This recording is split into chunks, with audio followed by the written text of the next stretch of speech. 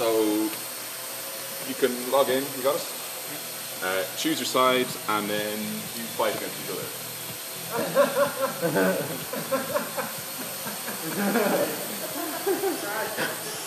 Yeah, I'm basically first person. We had this idea that we were going to,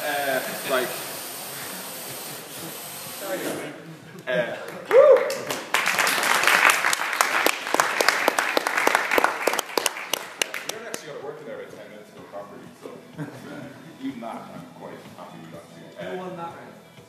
Well, it's on that side. I kind of shut it down, so I guess I lost.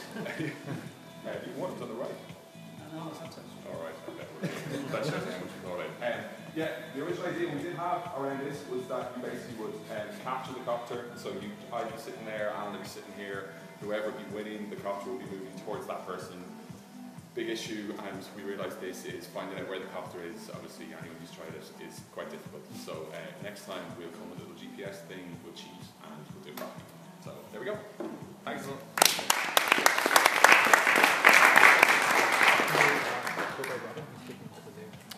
Cool, yeah. Is anyone else got anything working? No, yours was ostensibly working, so.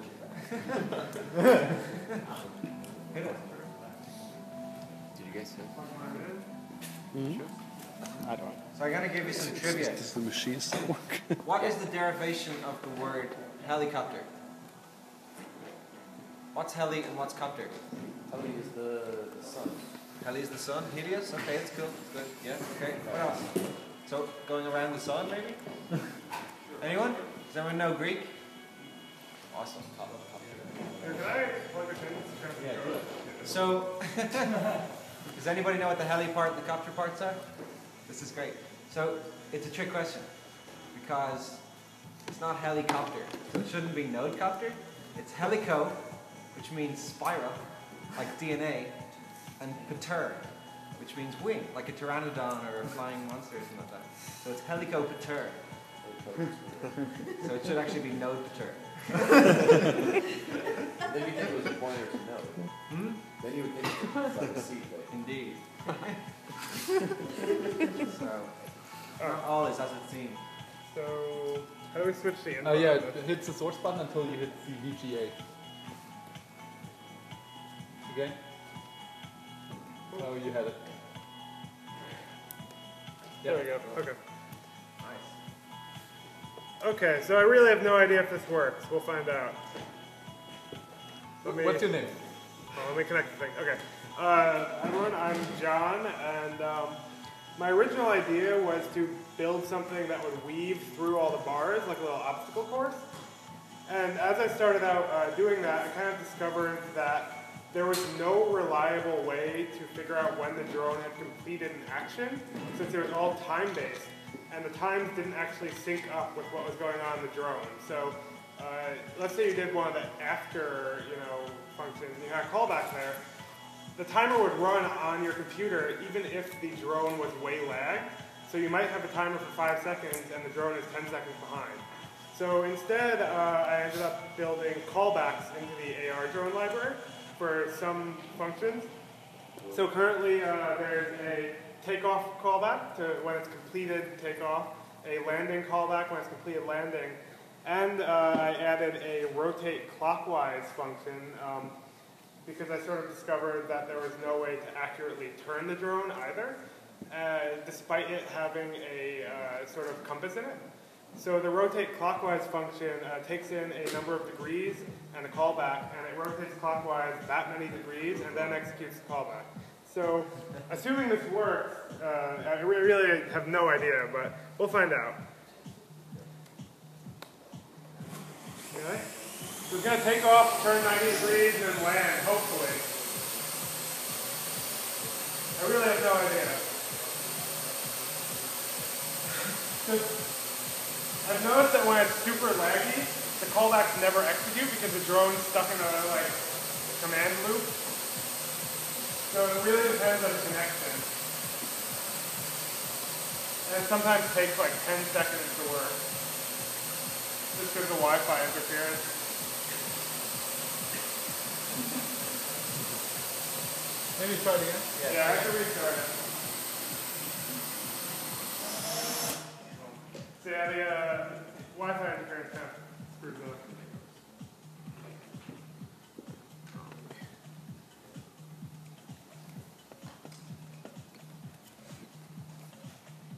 We shall see.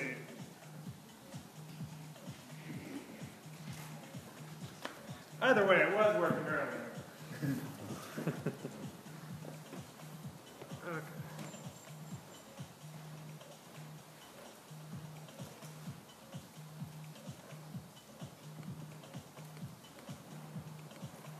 Okay.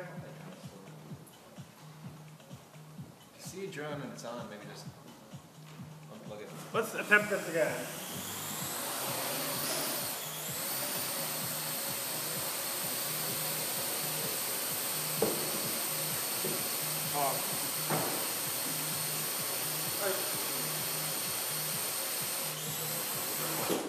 Let me try one thing. I actually hadn't tested it with the animation, so.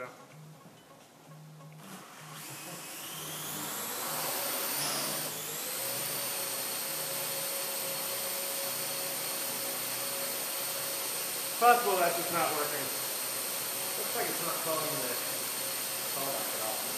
Yeah, I mean, when it's been super laggy, it usually takes like 20 seconds to call a callback, just because the drone still thinks it's like in takeoff mode. Well, Gonna hack on it a bit? yeah, that didn't work. Okay. It was working, so there are some callbacks. Right. Cool.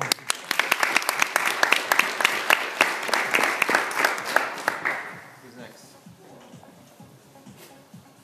Now everybody's scared that their demo's not going to work. Sorry. I can show some now. Are you doing a new thing or? What? Are you doing something new? Oh yeah, it's a new thing. So I just got here like about 2 hours ago. I hopped the fence.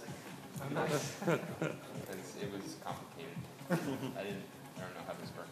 Anyways, so I was trying to do some other stuff, but in the last like 30 minutes I had this idea that I just want the robot to like go crazy and run amok and stuff. But importantly, I wanted that to run on the drone, because then it's not like there's a laptop that's telling it to run amok. It's properly running amok. It's like going crazy and you can't stop it because it has a mind of its own at that point. So here is the, well, first I'll just run it and then I'll show you the program. So it uses Felix's AR drone module, but actually on the drone. Computer, there we go. But it's actually running on the drone. But the trouble with running the AR stuff on the drone is that, You need to hit the source to get the VGA. Source button. Left, I think. cool. So the trouble, one more until you see VGA. the trouble with running the drone Yeah. on, there we go. The trouble with running the drone on, crap. No, I can't see my Wi-Fi. There it is. Sorry. And I just had to power it down, so. Wait, it's connected. Cool. I'm gonna have to spin around. Anyways, I'll just run it. Whoops, that's the wrong thing. Makes this hard. Crap, I forget like where I put this program. There we go. Yeah, so Oh, it's cutting off. That's Hmm? okay. doesn't matter. Okay. So here, somebody else already put Node on this drone, so I didn't have to worry about that. And somebody else also put Felix's program on here. So it's just using the UDP control to run on the drone. And then it's just like randomly, here's the random part. It's randomly choosing where to fly. Up or down, or turn, or left or right. Every second it just picks a new direction and does a bit. Okay. So I'll run this. This is running on the drone. Give it a sec. You have to parse a lot of JavaScript. What's that? Parsing the JavaScript. I think it's red. I think you have to like restart. Yeah, let me try it again. It should, there we go, it's green now. There we go. So now I'm going to play this part is hilarious. Not driving it.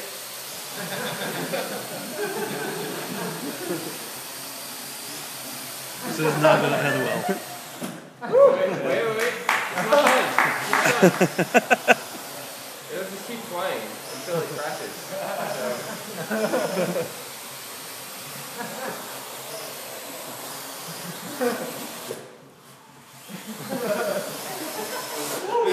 that's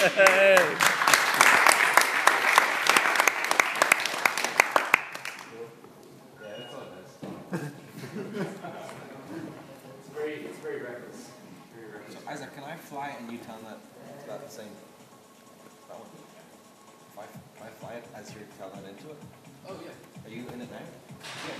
Cool. I'm gonna connect to it. This one? The one in front of Isaac. Okay. Is there enough takeoff room there? Do you have room to take off there? Paul Joe? Right there. Is it? Is there room? Yeah. Take off. You should turn it off. Okay, so I'm controlling this with the iPhone. But can you get into it? Yeah, I'm in it. You're in it? I mean, I'm logged into it. I'm helmeted into it. Cool. So plug your laptop in and then tell your story. I'll just fly around while you tell your story. Okay. So we this is a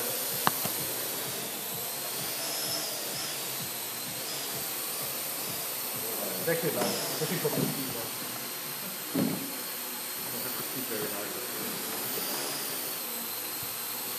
So this is a story of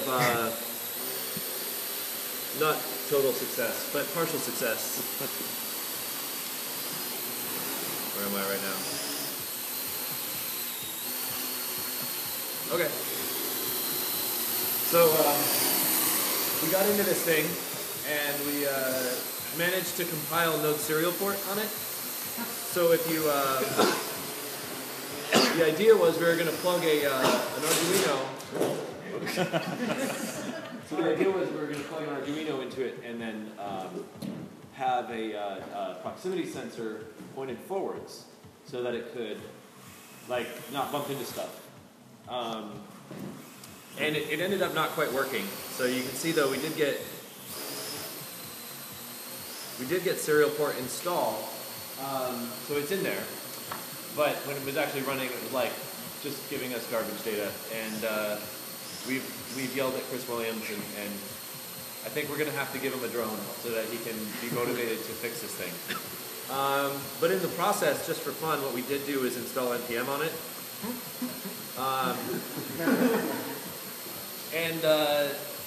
Oh, it's slow. I'm running out of memory. Probably because you're using any memory at all. So like most Node programs, NPM assumes that it's going to be running on like either your laptop or a server that has any memory at all to spare, and this doesn't. So I'm running out of memory. But what I also did was I have a server running here. As you can see, the URL is Polydrone.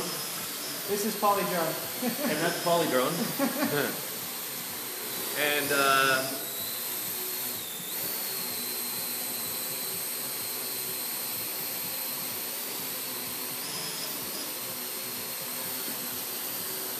it's taking a long time to respond. It's probably crashing with an out of memory error right now, and it's going to time out. So there it is. Oh, there it is. Woo. Hello, yes, this is Copter. That's it.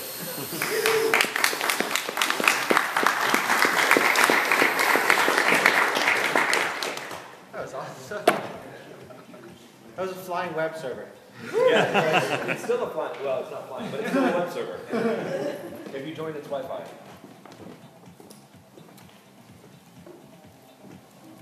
Cool. Who wants to go next? Okay.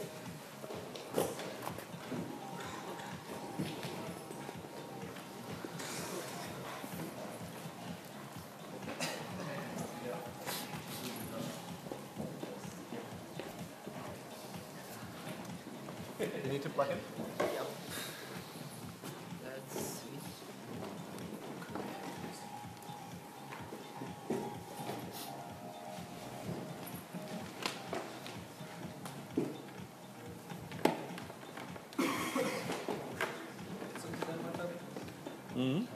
Substack demoed it for us, so. Yeah. No? You demoed it, so. Yeah. Yeah, you put all the stuff on there. Well, and so did Felix, so. So you put no or Joe on the job. What? You put no or Joe on the job. So he put no. I'll let you write.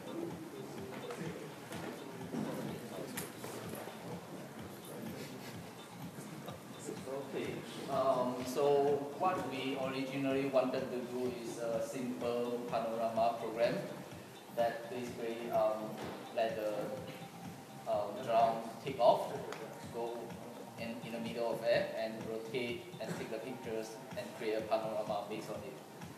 So originally we thought that it's quite simple to do it, but actually there are quite a lot of tricky issues. So the first issue was that the drone just don't want to stay in a single place. So you can't just ask the drone to stay there and rotate, and it does not work all the time. And we have some issues in creating the panorama automatically using the open source library plugin, if you know about it. So currently me and Lucas, we are doing, for me I'm trying to take pictures and Lucas was trying to stitch a panorama. So, but basically I can show you how we take a panorama.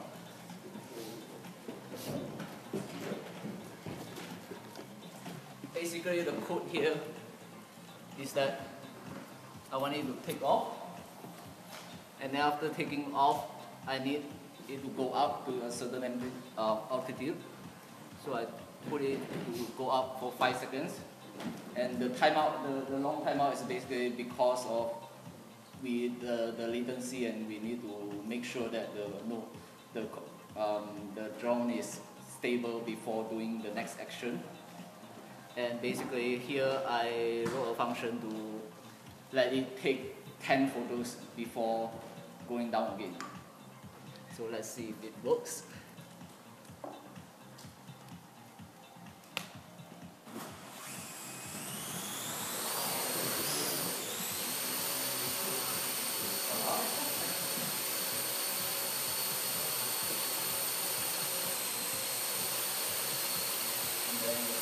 That's the moment when it's going to rotate.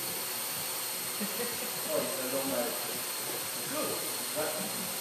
So it should be taking photos now. 1, 2, 3. And you can see that the position is not staying at one position. So it's going around, and the photo is probably messed up because of this. So that's why it's actually very tricky to automatically take the panorama. But you can see, okay, yeah, so, yeah, a few photos, but basically it's kind of few. And we have a few demo that, so this was some photos that we stitched manually using either the iPad controller or using this and manually stitch it. Yeah, so that's all.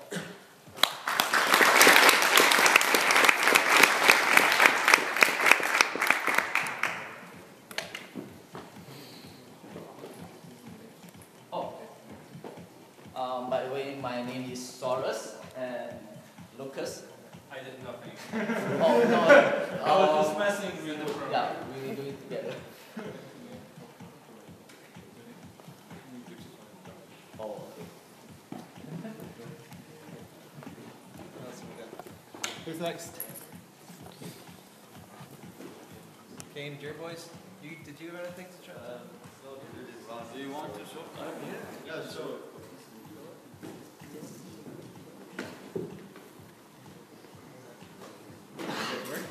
Awesome.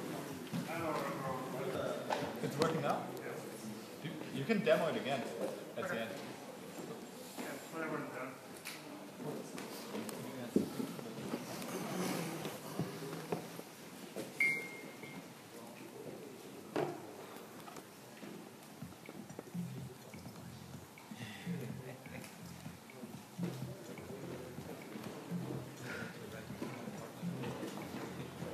Something is not working. I can put it on. I see it in my still doesn't. The rooms are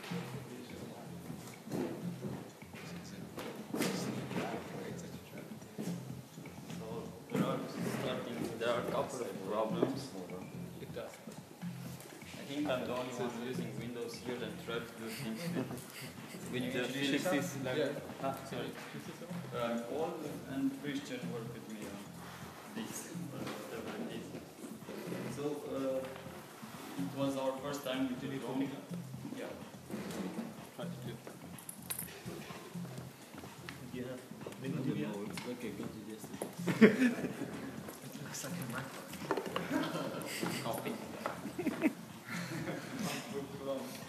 So I got the laptop yesterday. It's our first time with the drone, so we haven't seen the drone before. So just raising it up in the air and make it working, it was in a drone one. So we use Felix's library, and what we wanted to do, because we had usually two drones, is to make make one follow another. But this, we did this by using the sensor. We changed the library because it hadn't something implemented. The detection should work, and then we wanted to make it turn around speed, just like we did. But seems like the library on Windows it's going crazy, so it's probably impossible at this stage to make it the speed. But let's see if the sensor is working. Plus, we started debugging the library, and I wasn't prepared to show it, so we'll see what's happening.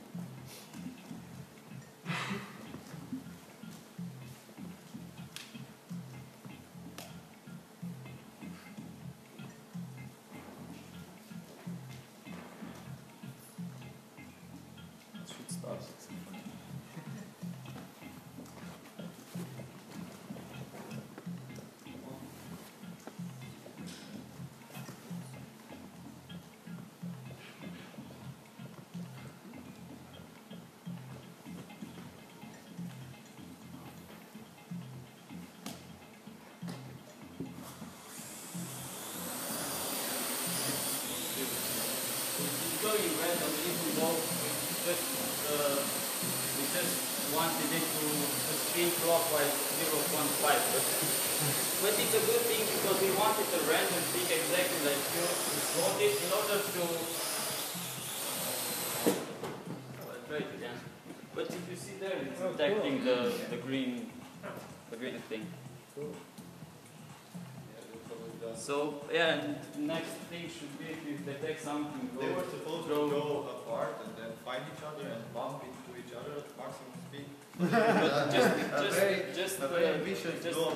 Trying to make the thing spin, because the library is something with.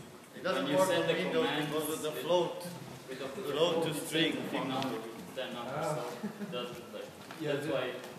They mix they have a text protocol that you use, but they mix binary data into the text protocol, so you get the worst out of We both.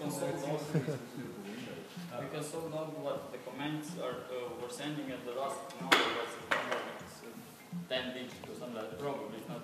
No, Okay. it's correct. It's correct. It's correct. Then It's a floating point. it's another thing that doesn't work. This is it.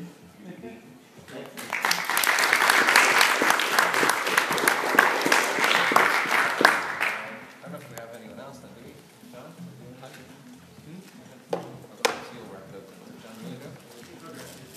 So, I'll be honest, I didn't write any unit tests, so I have no idea why it didn't work, but it was working a second ago, so I'll try it again. Do you want the computer hooked up again? I can sure do that. am, but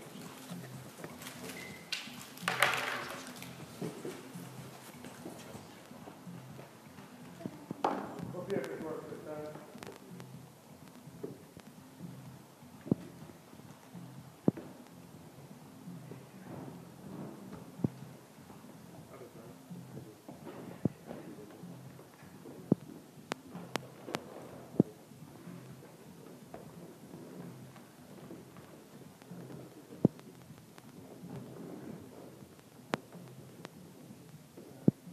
Let's see what happens. No promises.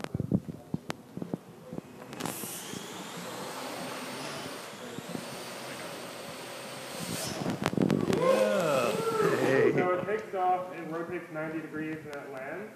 And you can see the code here as well. It's all in callback functions. So that's it.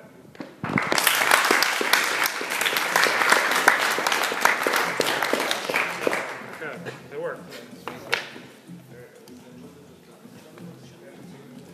Anybody else?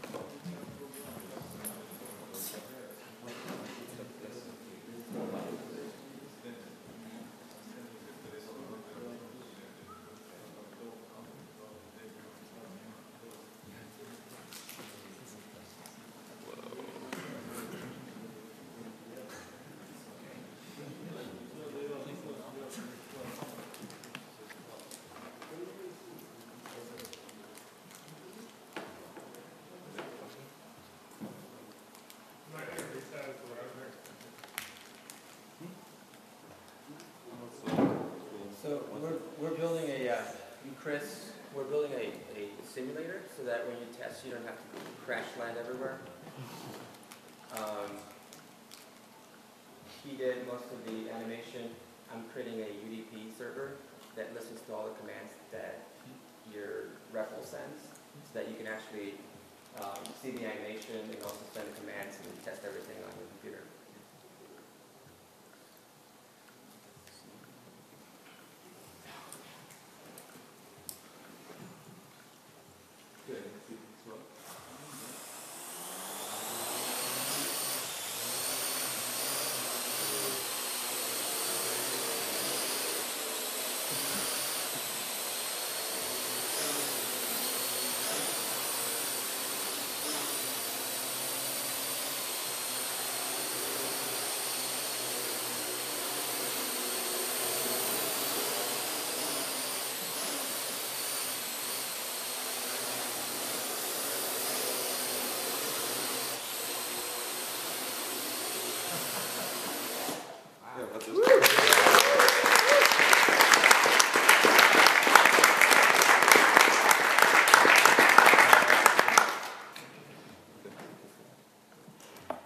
How does it work? How's it displaying the 3D in the browser? I'm just checking the sensor data. It gives me the angles, XYZ angles, and the altitude meters, and I'm checking these. And how much drift does this accelerometers have fly around the room? I didn't use the accelerometers yet. Okay. But they are about 70 to 100 millimeters. Just yeah, it's just a drift if it hovers over one position. If you go forward, it goes about 1,000 or 1,500. It's probably the max I've seen. How's that accurate? Yeah. Cool. Very cool.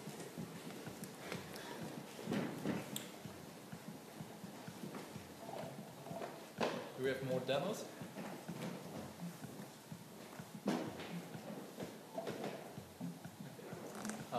I don't have something that's flying because didn't have a lot of time to work on it, but I have some code to show.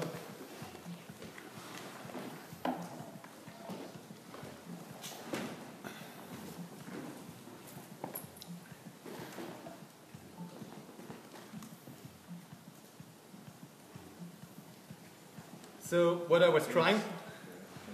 Oh, thanks.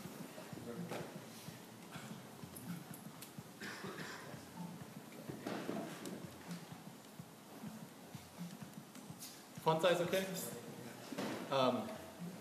So my goal was to create a line tracking script. So I wanted to start the robot and have it follow a red line around. I got the basic groundwork for it done. What's actually missing is flying the robot around, but the line tracking is kind of working.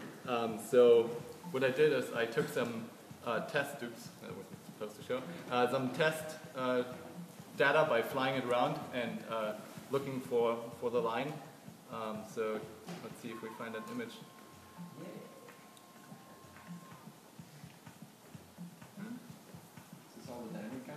This is a downward camera. So the drone actually has two cameras, one facing forward and one facing downward. So for example, here's one image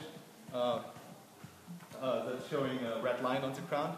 So as you can see, it's pretty clear to see that line. And so what I basically did is I wrote some code that loads the PNG image. There's a PNG.js library that then can parse the image into pixel data.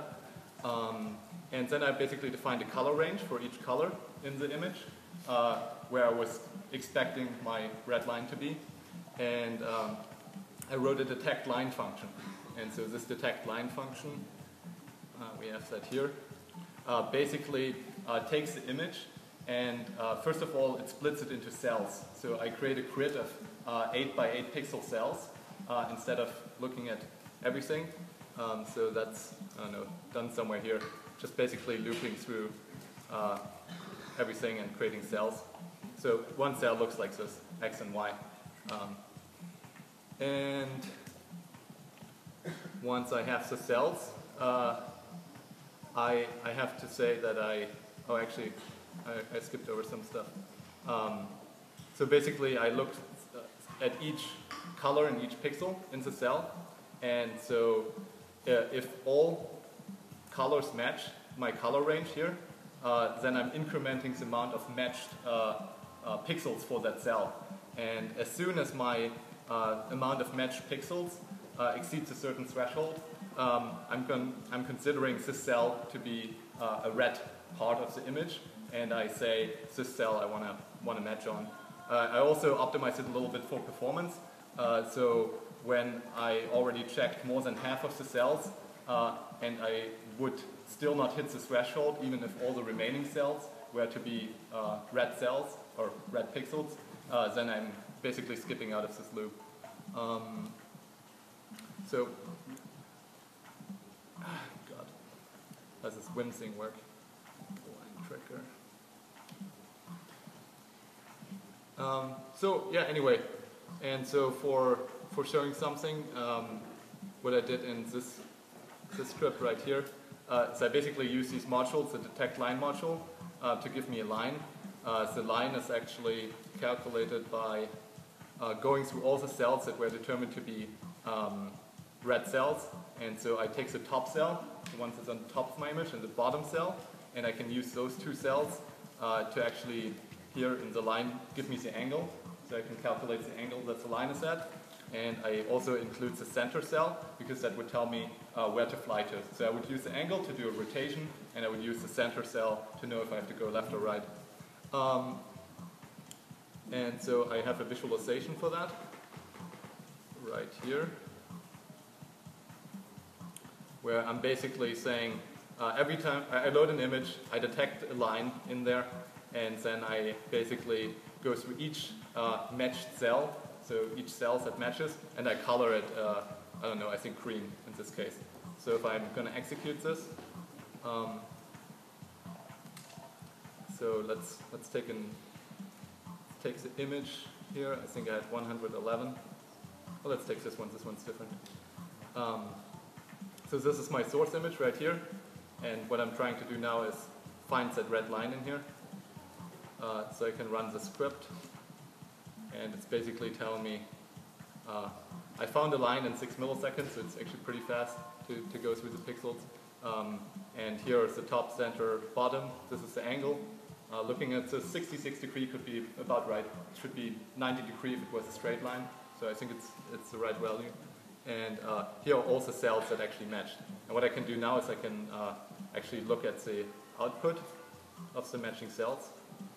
So this is basically the 8x8 grid, and I can change the granularity of this if I wanted to, and experiment, which gets me better results.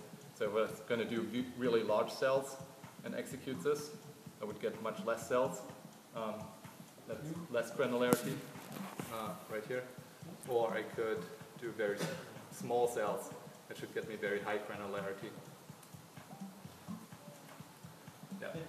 And that's basically it. There's work to be done, but that's what I did today.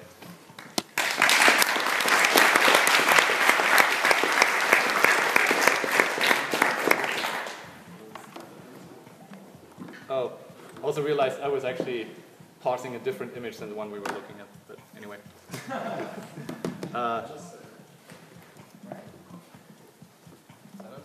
Yeah, I think that's wrapping it up, and I forgot to add a few more slides for that. Yeah, and a quick picture. So should we get like 2 or 3 drones flying? Because any more than that will interfere? I think we should first do a crew picture. Oh, let me see. I was thinking about this. So, blah, blah, blah. Oh, so how many of you would like to buy one of these drones now?